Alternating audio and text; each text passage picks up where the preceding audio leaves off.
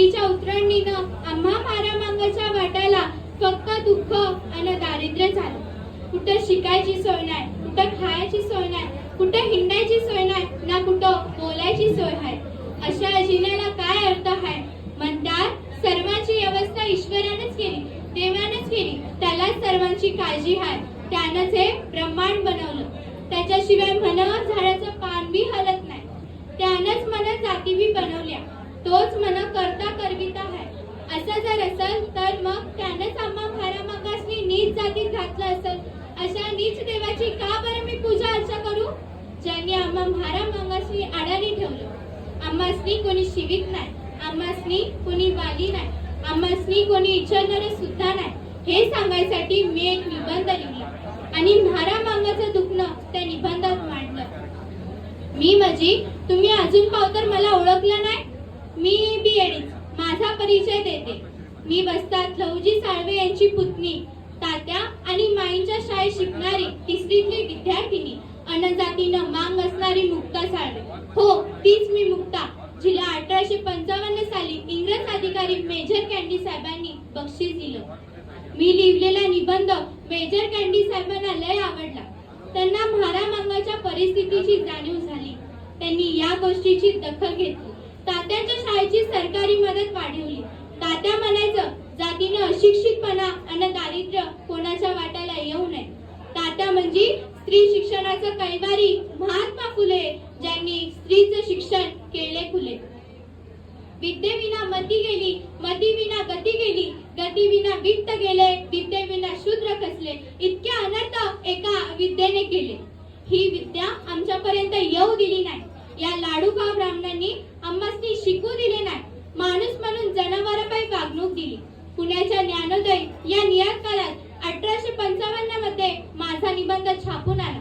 त्यावेळी मी आता तिसरीत शिकत होती.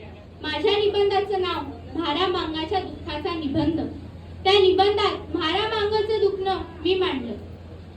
माझ्या जीवनात तात्या म्हणजे महात्मा फुले आणि सावित्रीबाई फुले माझे चुलते वस्तात लहुजी साळवे आले नसते आणि त्यांनी मला शाळेत घातलं नसतं तर यो निबंध मी लिहू शकले असते का?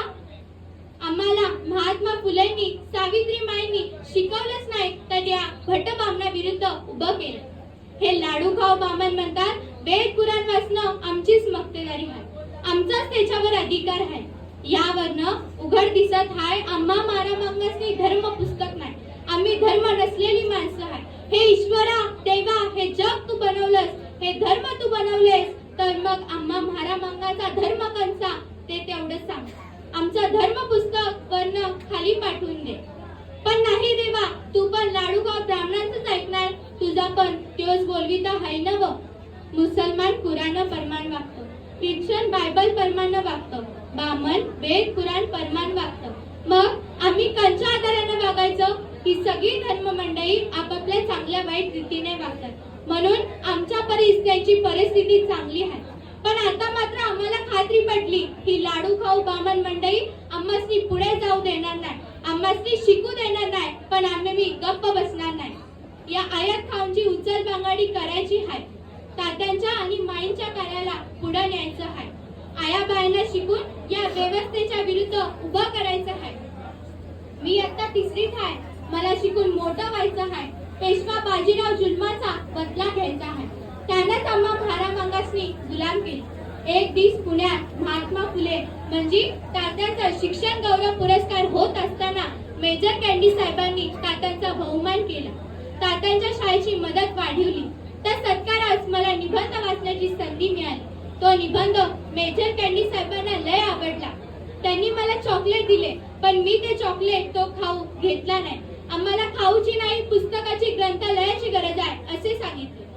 माझं भाषण, माझं मनन ऐकून तात्या लय खुश झालं. तात्यांनी मला शाबासकी दिली. तो तात्यांचा पाठीवरचा हात अजून पाठीवरच आहे. कारण आम्हा लेकीबाईंना महात्मा फुलेंनी, सावित्रीबाईंनी शिकवलं नसतं तर आज बाई लांब पोहोचली असती का? आज आम्ही तात्या आणि माईमुळे शिकत आहोत. त्यांनीच लेकीबाईंचं दुःख जगाच्या वेशीवर टाकलं आणि आम्हा भटा बामणाच्या मगर पेटीतून बाहेर काढलं. याची जाणीव मी ठेवीन आणि तुम्ही बी ठेवा. आयांनो बायांनो, हे सांगायला मुक्ता न चुकता तुमच्यापर्यंत शिका, खूप शिका, पण मानसिक गुलाम होऊ नका. लढा, संघर्ष करा, भयमुक्त व्हा, भटमुक्त व्हा, भटमुक्त व्हा. जय ज्योती, जय सावित्री.